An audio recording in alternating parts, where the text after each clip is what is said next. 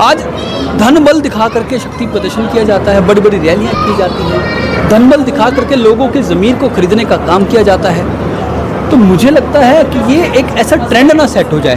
मैं लोगों को जागरूक कर रहा हूँ, लोगों को सतर्क कर रहा हूँ, लोगों को समझा रहा हूँ कि भाई ऐसा नहीं होना चाहिए। लोगों को समझना होगा कि एक सामान्य परिवार का युवक भी चुनाव लड़ रहा है, एक जनसेवक क्रांति पार्टी का उम्मीदवार भी चुनाव लड़ रहा है, और लोग अगर विकल्प देखते हैं तो उनको वोट डालना होगा, आशीर्वाद देना होगा। एक ऐसा व्यक्ति, यहाँ पे हर किसी ने अपनी अपनी बात कही, अपने अपने विचार पार्टी रखती रही है, कांग्रेस हो बीजेपी कोई भी यहाँ पे आती रही है, लेकिन मैं ये समझता हूँ, मेरा ऐसा मानना है कि एक जो नया व्यक्ति जिसमें जोश है वो इसको बदलाव हमेशा अच्छा के लिए होता है। बदलाव ठहरा हुआ तो पानी भी खराब हो जाता है, तो बदलाव बहुत ज़रूरी है और बदलाव यंग आदमी ला सकता है। एक थका हुआ आदमी, एक थका हुआ।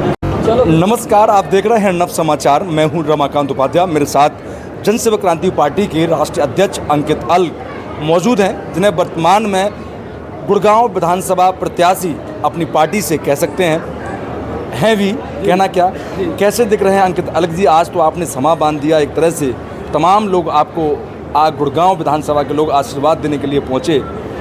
मैं सोच रहा था कि लोग शायद इतने नहीं पहुंचेंगे, पर आप अपने कमिटमेंट पे भी खड़े पहुंचे, क्योंकि आपसे मेरी फ़ोन पर चर्चा हो रही थी। तो कैसे देख रहे हैं कि आज वो उम्मीद जो जनसेवक क्रांति पार्टी का अध्यक्ष लेकर चला था कि मुझे पार्टी बढ़ानी है, तो गुरुग्राम के अंदर भी आज आपके कितने लोग आपके पास पहुँचे और कितने लोगों ने आज सदस्यता एक तरह से अपना फॉर्म भरा है? देखिए, आपने बहुत अच्छी बात कही।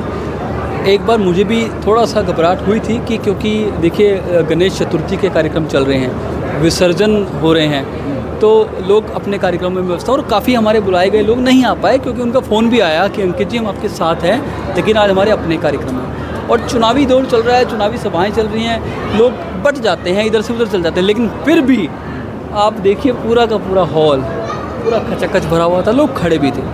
तो कहीं ना कहीं मुझे एहसास दिलाता है कि लोग बदलाव चाहते हैं, लोग विकल्प चाहते हैं, लोग अंकित अल्ग को थोड़ा थोड़ा पसंद करने लग गए हैं। ऐसा मैं महसूस किया और मुझे बड़ा हर्ष है, और मैंने सबको आभार भी व्यक्त किया और लोगों ने अपना आशीर्वाद भी मालार्पण किया। आप हैरान हो जाएंगे उपाध्याय साहब, लोगों ने अपने शगुन के लिफाफे दिए मुझे। जैसे किसी शादी में जाते हैं, किसी के फंक्शन में जाते हैं, लोग आए, लोगों ने मुझे शगुन के लिफाफे दिए। ये मेरे लिए आशीर्वाद ही तो और क्या है। आपसे आप बार बार अपने उद्बोधन में कह रहे थे कि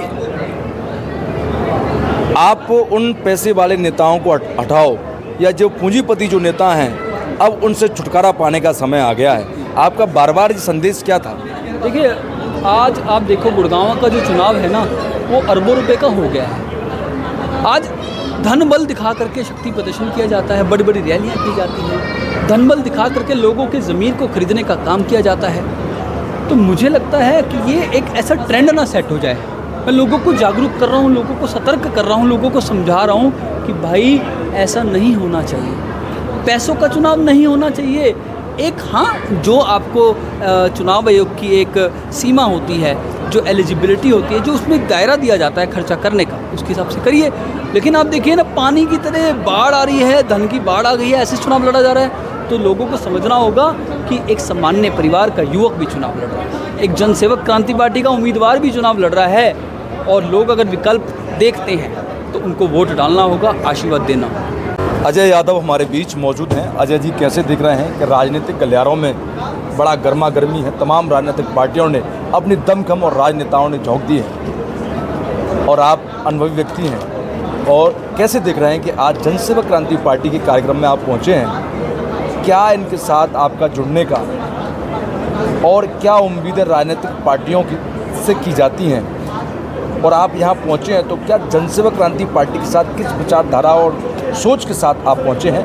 तमाम राजनीतिक पार्टियों में और जनसेवक क्रांति पार्टी में कितना फ़र्क? देखिए, मैं गुड़गांव में पिछले 30 साल से यहाँ रह रहा था। अभी मैं गाज़ियाबाद शिफ्ट हो गया, लेकिन मेरा वोट, मेरे मकान सब कुछ यहीं है। गुड़गांव हम बात कर रहे हैं कि गुड़गांव में सड़कें कैसे ठीक हों, गुड़गांव की लाइटिंग कैसे हो, गुड़गांव का जो ट्रैफिक की समस्या है ये कैसे होना ये चाहिए था गुड़गांव के लिए, कि गुड़गांव कम्पिटिटिवली देशों से कैसे, हम बात करते हैं कि भाई हम दूसरी सेंचुरी बनने जा रहे हैं, तीसरा आर्थिक व्यवस्था बनने जा रहे हैं, लेकिन आज देख के बड़ा मतलब एक दुर्भाग्य मैं इसको कहूँगा। मैं आया और यहाँ पे सेक्टर 4 हमारे बहुत सारे रिश्तेदार रहते हैं, आज उनसे भी मिला, तो इस हालात को देख के रोना आया मुझे।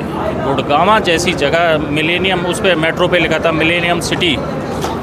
अब मिलेनियम सिटी को अगर आप अंदर से देखेंगे तो ये तो किसी गांव और कॉलोनी का तो भूल ही जाइए। सेक्टर 4 का हाल जैसे सभी ने कहा है यहाँ पे, तो एक ऐसा व्यक्ति, यहाँ पे हर किसी ने अपनी अपनी बात कही, अपने अपने विचार पार्टी रखती रही है, कांग्रेस और बीजेपी कोई भी यहाँ पे आती रही है। लेकिन मैं ये समझता हूँ, मेरा ऐसा मानना है कि एक जो नया व्यक्ति जिसमें जोश है, वो इसको बदलाव हमेशा अच्छा के लिए होता है। बदलाव ठहरा हुआ तो पानी भी ख़राब हो जाता है, तो बदलाव बहुत ज़रूरी है। और बदलाव यंग आदमी ला सकता है। एक थका हुआ आदमी, एक थका हुआ कार्यकर्ता, एक थकी हुई पार्टी पार्टी में तो पहलवान उतारे हैं, नवीन गोयल भी युवा है, तमाम, ये कैसे थका हुआ कह सकते हैं? मैं ऐसे कहता हूँ, सोच जिसकी थकी हुई है, कुछ नहीं होता। इन सब चीज़ों का कोई मायने नहीं है। मैं मतलब बड़ा एक, आपके पास हॉस्पिटल नहीं है, आपके पास अच्छे स्कूल नहीं है। पंजाबियों से ग्रोवर भी है कांग्रेस से मैं किसी का नाम नहीं लूँगा। मैं ये कह रहा हूँ आपको कि ग्रोवर साहब हैं, ठीक है, ग्रोवर साहब को भी काफ़ी टाइम से देख ही रहे हैं हम लोग। मुझे यहाँ से जाने का, मुझे लोग कहते थे यार गुड़गांव छोड़ के तुम कहाँ गाज़ियाबाद जा रहे हो। Ghaziabad is much better competitive this Gurgaon, है ना। मुझे सबने कहा यार पागल आदमी है, तेरी सारी ज़मीनें, लोग गुड़गांव भागते हैं तो गुड़गांव छोड़ के जा रहे हैं। लेकिन मैं अब दोबारा से सोच रहा हूँ तो मुझे काफ़ी सोचना पड़ रहा है। मुझे घर वाले बच्चे सब सोच रहे हैं कि उस गुड़गांव में जहाँ गंदगी का ढेर है, वो गुड़गांव जहाँ पे ट्रैफिक हॉरेबल है, ये सारी चीज़ें हैं। हमें इस चीज़ के लिए अगर हमें वोट मांगनी और लड़नी पड़ रही है तो ये इससे बड़ा दुर्भाग्य और कुछ हो नहीं सकता। हमें तो कम्पिटिटिवली आगे बढ़ना, एक सिटी से बेहतर करना, और जो छोटे कस्बे हैं वो मच बेटर है। तो नया आदमी, नया सोच, नई, ये बहुत ज़रूरी है। और जो जन सेवा का विकल्प आप अंकित अलग एकदम सोच रहे हैं, इसमें कोई डाउट नहीं है, और बहुत ज़रूरी भी है। एक मैं कह रहा हूँ मैंडेटरी है ये सब चीज़ें। एक घर में आदमी रिटायर होता है ना, एक पार्टी है, उसके बाद दूसरा बच्चा आगे बढ़ता है, फिर पोता आगे बढ़ता है। तो यही एक तरीका है ज़िंदगी को, एक सर्कल में घूमते रहोगे तो कोई मेंढक हो जाओगे। कहाँ हम कितने, अर्थव्यवस्था आप देखो हमारी बीजेपी में है कि हम कितने लाख का कर्ज है हमारे पास, यहाँ तो आम जनता उसके बारे में नहीं सोचती है ना। तो ये सारी चीज़ें हैं। एक पढ़े लिखे इंसान, एक बच्चों को अच्छी परवरिश, अच्छी सड़कें, अच्छी लाइट, अच्छी नींद, अगर ये नहीं मिलती हैं तो मुझे यहाँ से राजेंद्र पार्क से यहाँ तक आने में 1.5 घंटा लग गया। और ये जो सेक्टर 4 की हालत देख के तो वाकई में ही रोना आ गया। आप आइए इंदिरापुरम, आइए, आप देखिए इतना बड़ा प्रदेश है, उसके बावजूद उसके वहाँ तो ये वोट कहाँ है आपका? गाजियाबाद? मेरा यही गुड़गांव वोट है। मैं अभी तो गया हूँ मैं यहाँ से, तो मेरी वोटिंग यहीं पे है। तो मैं बिल्कुल आज रुका भी इसीलिए था कि मैं आज आया हूँ तो भाई साहब को सुन के जाऊँगा। भाई साहब के हम साथ हैं बिल्कुल दिल से, और जो भी बन पड़ेगा करेंगे। और ये एक शुरुआत है, जब ऐसी शुरुआत होगी तो डेफिनेटली प्रदेश आगे बढ़ेगा, देश आगे बढ़ेगा। हमारे साथ जनसेवक क्रांति पार्टी के राष्ट्रीय अध्यक्ष अंकित अलग, जिस प्रकार से उन्होंने कहा कि अब विकल्प का समय है, आपके पास जनसेवक क्रांति पार्टी है, मैं चुनाव लड़ रहा हूं, उन्होंने कहा। और उन्होंने ये भी अपने उद्बोधन में बार बार जनता को कहते रहे कि आपको उन पूंजीपति नेताओं को छोड़ना होगा, आपको अपने कार्य के लिए उन्हें चुनना होगा। आप बोलने वाले बनिए, मैं ताली बजाऊंगा। तब कई बार उन्होंने अपने भाषण में कहा, क्योंकि वो पूंजीपति नेता आपके बीच आते हैं। अंकित अलग ने अपने शब्दों में कहा कि पूंजीपति नेता आपके पास आते हैं और वो आपसे तालियां बजवाते हैं, वो कहते हैं, वो आपको बुलाते हैं, परंतु बोलते सिर्फ वही हैं। बोलने का सिर्फ अब समय आपका है।